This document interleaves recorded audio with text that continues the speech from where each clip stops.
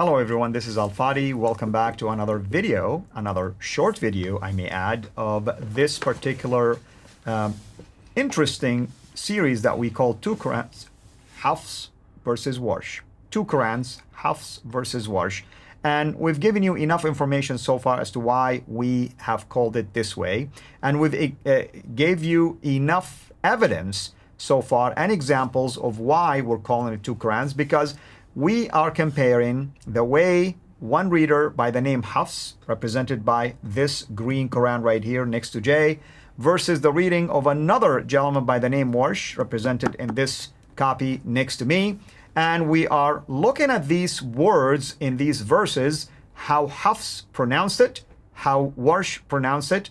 We're helping you hear the sound, but also we're showing you the English translation of these different sounds. Obviously, the translators did not look at it as the same.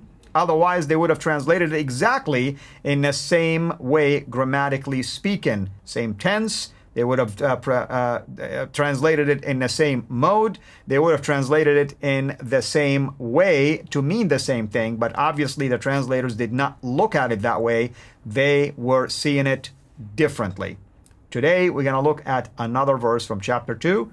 This time it's verse 140. Okay, Jay? Yeah, now remember what we said at the very beginning. We've always said this. When the manuscripts were first written, there were no dots in them. And so you take a letter like this letter right here. It's just a little smiley face. And Hafs looked at that and he put 2 dots above it. So you can see the 2 dots there where I'm pointing. And you can see that the 2 dots make it a T. Over Warsh, however, in Egypt, he looked at the same smiley face, because that's all he had. There were only 16 letters in the 7th century. Now, by the time they look at this, there are 28 letters. So 12 letters have been added just by putting dots above and below the line. 3 dots above, 2 dots below. He decides to put the 2 dots below, which makes it a Y. So there is the Ya over here, there is the Ta there. Does that change the Arabic? Back to you. Yep. The Arabic of Hafs here reads taquluna, and it's really a question. Am taquluna? Do you say? Are you saying this? So who's Allah speaking to? He's speaking to somebody right now, right this minute, and you're saying, are you claiming this about Abraham, for instance, about Ishmael, about Isaac, about Jacob and the 12 tribes, that they were either Jews or Christians? Are you saying this? Versus Warsh is saying, someone else was saying, am yaquluna, not taquluna, yaquluna. Someone else is saying this. So what's the benefit here? Are we reporting about people who made this claim? So why do I care if I'm not the one who's saying it? Or is it an attack now against me and our group? How dare you say something like this? I'm rebuking you now. Because what benefit do I get if he's rebuking someone else in the past? So what? What does that mean to me? So obviously, depending on where you put these little 2 dots, above or below the line, you're going to make a difference on who the object is. In this case, it could be either you, and interestingly, the you here is plural, or they in the past tense. One is in present, the other is past. That would change the significance, that would change the meaning. We're not going to say at this point that this is a doctrinal difference, but nonetheless, those that are doctrinal differences, I like to see what Muslims are going to come up with, and who is it, and who are these 2 guys? How can Hafs and Warsh, who are not even of the 10 readers, these are not the Qira'at readings, these are nothing more than the students, the narrators.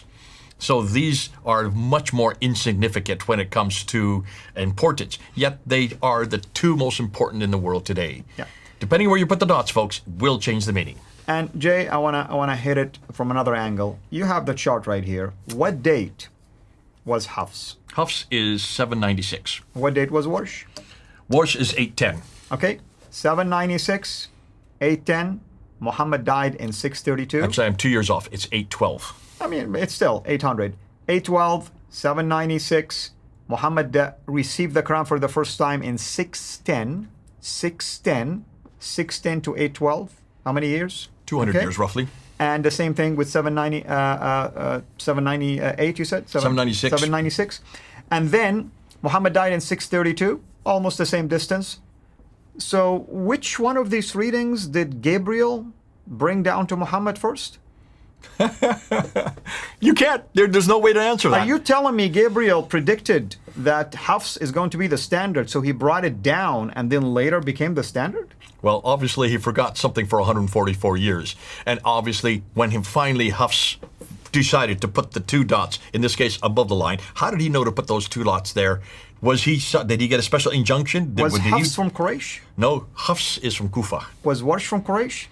No, Warsh is not. He is from Cairo. But I'm confused. Didn't Bukhari say that Uthman says when there is an agreement, choose the Qurayshi You dialect? have to choose the Qurayshi, which is Mecca and Medina, which is the Hejaz. These are hundreds of miles away, about 1,800 miles in one. I'm sorry, kilometers, hundreds of kilometers, almost over 1,000 kilometers away. You guys, you see the problem, right? You see why we're asking these questions. You see why we're calling it 2 Qurans, Hafs versus Warsh. And we haven't touched the surface yet. We've shown you probably a handful of examples. There is 5,000 such differences. You tell me, which one of them was in a preserved tablet and which one basically was revealed from Allah through Gabriel to Muhammad and from Muhammad to his companions? That's the million-dollar question, Jay. Isn't it great? This is so much fun, and it's so good to have an Arab speaker who understands the Arabic. I do it, I'll make a look a fool like myself, but when you do it, I want to see any Muslim that can now confront what you have just said. There's the visual. We've shown you the material. We've shown you the Arabic. We've shown you the translation, and we've shown you the significance. But you need to decide, and Muslims, you need to decide, how can this have come from God? How could this have come from Muhammad? How could this have come from Uthman when all of these are hundreds of years later? 796 for Hafs, 812 for Warsh, Kufa for Hafs, Cairo for Warsh. These are hundreds of miles away and hundreds of years different. Are we starting to see a pattern here? Absolutely. A pattern about later time, a pattern about further north. Further north and further away. Yes. Thank you, brother. Thank you, everyone, for watching. Until next video, have a blessed day. Thank you for watching this video. Be sure to like and subscribe to our channel, Sura International, and click on the bell so that you receive notifications whenever we publish a new video or go live. I would also like to appeal to you to consider becoming a Patreon patron by clicking the link right below. By doing so, you can give towards the production of these videos. There are also other options for you where you can give to our channel. I thank you from the bottom of my heart.